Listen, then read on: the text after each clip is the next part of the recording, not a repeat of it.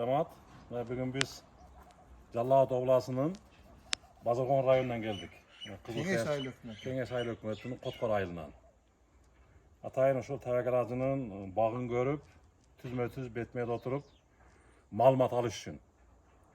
Öz gözümle gördük. Bu yıl yılga 2025 yılın 21 mayı. Sortu İtalyanski sortu kolunda turat.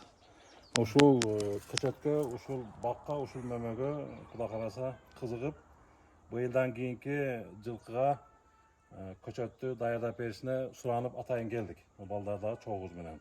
Allah razı olsun. Bu kişiye dağı Allah razı olsun. Ömrünü Kudayım bereke versin. Daim oşol elden kızmatında, elden jügün arkalap, alkışında boluşun Kudayım nasip kılsın. Kalganızda da oşondoy kolunuzdan gelişince elge jurtka fayda tiyediğin insanlardan kılsın barımızda. Barıngар işinlerge gelik, çöntöңөрgө bereke tapasın, oşondoy çöntöңörgö barınglarga bereke versin. Allah razı olsun barınglarga. Suyunaka kişine malumat da berip koyun. Ozu kanday eken İtalyanski mınday. Sisterli Otsuf mınday. Ben eşim aslında özü Valova 3 sortundan egilgen 5 yıllık bağım barlı. Bugün bu sortu görüp durup özüm ülüşümü 60 sortke uşul köçötten egişke toluk ınanıp uşul sortu zakaz berip duramaz kuda kalasa. Maşallah. Bağa jağıp turат. Kalibri dağı 34 köçeyin dedi. Hazır pişele eken, daha bir 10 gün 15 gün bar eken, hazır. Bugün hazır şu çala pişkan vağında kalibir 28-30 eken.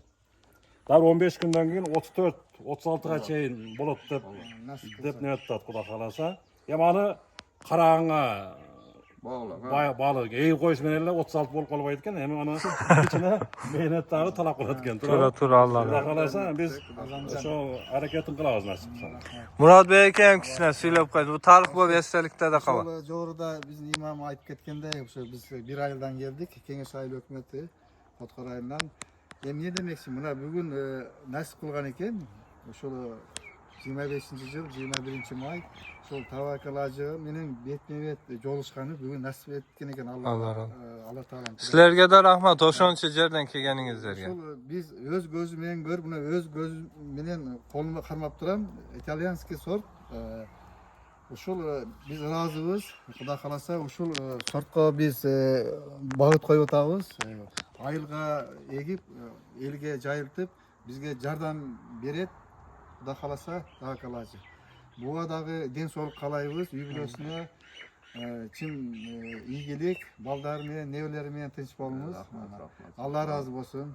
Rahmat. Rahmat sizlerge. Allah razı olsun. Kursantçılıklar olsun. Rahmat sizlerge de. Eko dağı karda alışıyor. Rahmat.